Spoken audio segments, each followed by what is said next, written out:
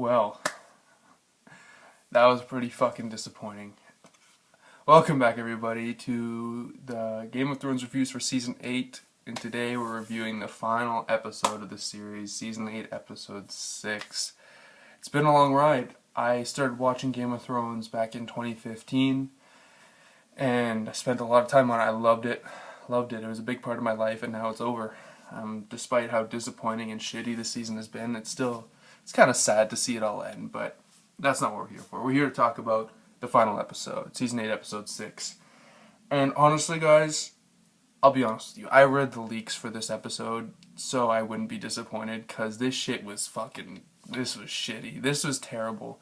I mean, the way I saw this episode was basically they're trying to fill in the blanks that George R. R. Martin left them. D&D were obviously given an outline of what happens in the last two books since they're not finished. And there's just bullet points and like, okay, we gotta throw this in, we gotta throw this in, we gotta throw this in, and just shove it. They crammed so much of that shit into the last episode. It was just like very rushed. Very rushed is a word for it. But there was some things that I found okay and some things that I enjoyed. But let's get into it. Episode starts off, ruins of King's Landing, completely in ash. Daenerys is kind of like standing over the Red Keep and looking over her army of the Unsullied and Dothraki. And here's a really stupid thing. This is the dumbest thing in the episode. There's a lot of dumb shit, but this is stupid.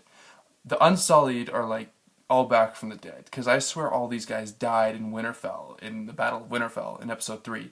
Like, there should not be this many Unsullied. There's like thousands of them. There should not be that many. This was like bigger than when she bought the fucking army back in season 3. And the Dothraki seem to have come back from the dead too. I just found that so stupid. I'm like, what? I thought they were dead. But anyways, she's standing over, they're trying to make Dany look all evil, and she's trying to liberate the world, and Jon and Tyrion are just looking at her like, what the fuck? She's messed up. And Tyrion, like, he goes back into the Red Keep and he finds Jaime and Cersei's body for some reason. Like, that's kind of weird and crazy how he'd find it amongst all that rubble. That was really unrealistic. It was sad though. Like, he found Jaime's hand, he found them all buried, and you gotta feel bad. I mean, Jaime and Tyrion, that was like a really good aspect of the show, and it was kept up in season 8 to a very high degree. So I enjoyed that. But basically, Tyrion quits being Hand of the King. He throws his pin on the floor. He gets thrown in prison. Jon goes in to talk to him, and he's basically like, Tyrion's admitting, yeah, Dany's evil. She killed all these people. She killed more people than Cersei and everybody. She's evil. And Jon was being such an idiot. Jon's like, she is my queen. I don't care. She is my queen. Right? Sorry, I just spit everywhere because I'm just so frustrated with this episode. But like, Jon's like, she is my queen. I love her. I don't care what she does. And I'm like, dude, what the fuck is wrong with you, man? Like, come on. Like, Jon, stupid. They've ruined Jon's character arc incredibly, and this was a fine example of them just burying his character, like, amongst hundreds of other characters that they've botched in this show. So basically, Tyrion tries to convince Jon to kill her, and he's like, no, no, no. But then he goes to the throne room, and like Dany goes to the throne where like the snow is falling down, just like the vision she had at the House of Undying in season 2, and she's like, oh, Jon, will you rule the world for me? You'll rule the world with me, and we'll be okay, and we'll be good. And Jon, like, hugs her, he's like, you'll always be my queen. And he just stabs her. Like, you don't even see the knife go in. I'm like, what the fuck? Like, what happened? I knew he killed her because you hear the stabbing sound. He buries her down, he's crying. I thought Drogon was going to kill Jon, but he didn't.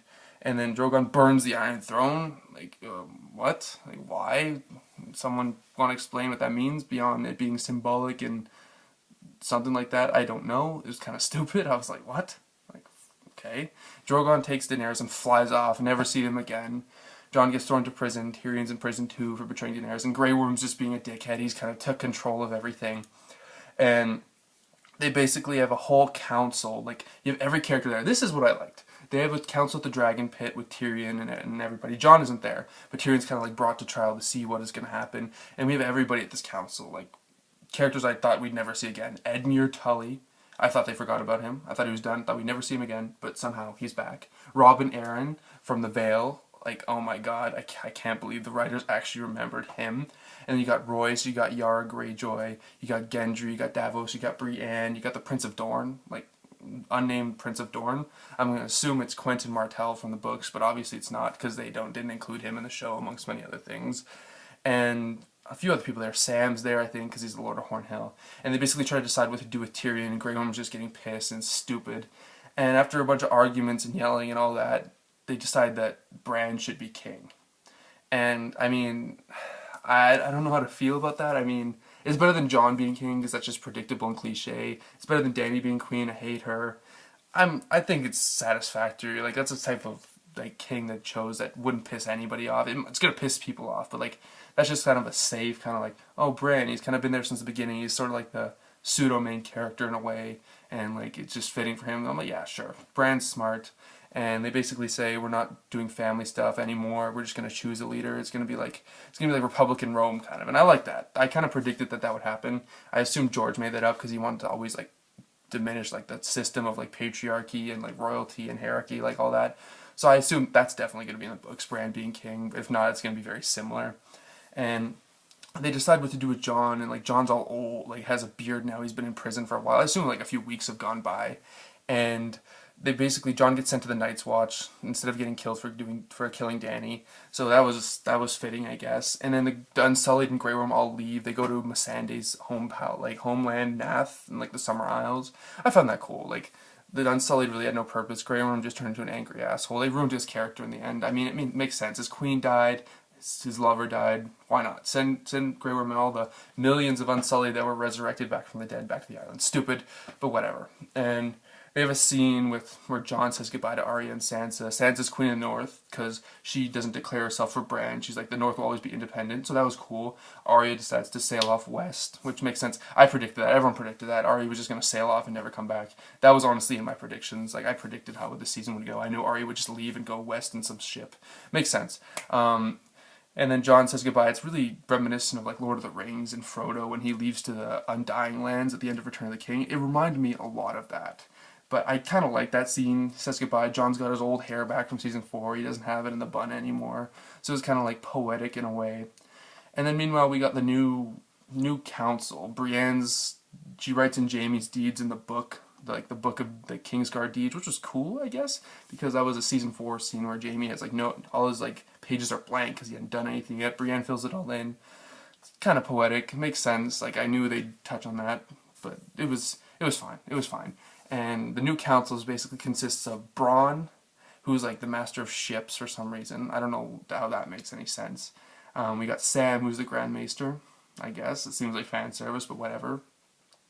And then we have a few other people. I think Davos is there and Brienne. Podrick's part of the Kingsguard now. And, I mean, it's whatever. But this is where it gets stupid. Sam throws a book on the table. It's like, I wrote a book about everything that happened. A Song of Ice and Fire. I'm like, are you fucking kidding me? A Song of Ice and Fire? Really? Are they really going to be that cheesy? Sam wrote the whole book series. The only way I kind of justify that is like, Sam is George R. R. Martin's own character. Like, he made Sam as himself. Like, he's his character. So, like, that made sense. It's like, oh, George wrote the books, Sam wrote the books, it's poetic. Song of Ice and Fire, blah, blah, blah. Whatever, I didn't mind that. It was just really cheesy and kind of like really stupid fan service. It felt like a fourth wall break. It was dumb, and you just have everyone arguing afterwards. Pointless scene, Tyrion's hand to the king for some reason still. And then after that, it just goes into a montage scene. It was so cheesy. It's like, why is there a montage in Game of Thrones? It's like Arya sailing on the boat, Sansa's queen in the north. Jon returns to the Night's Watch, and he just leads the wildlings into the north. It's poetic because season 1, episode 1, the first scene is the wall opening up and the Rangers going beyond the wall, and it ends the same way, kind of. Jon's part of the Night's Watch. He leads Tormund and the wildlings beyond the wall. And I'm like, I mean, what is this shit, man? Like, what the fuck, Game of Thrones? This series was so good, and then it got inconsistent, and then it just got shitty and bad. I mean, I like the last episode, but like a lot of people hate it. I don't want to defend it anymore though, because looking back, it was rushed, and this whole season was rushed. This episode was a rushed ending. If it happens in the books or not, I know it'll be better. Maybe it won't be, but this was pretty crap, man. I just have such an unpleasant feeling after watching this ending. It's just like, I feel so unsatisfied. I feel like there's something missing, you know? I feel like there should be more.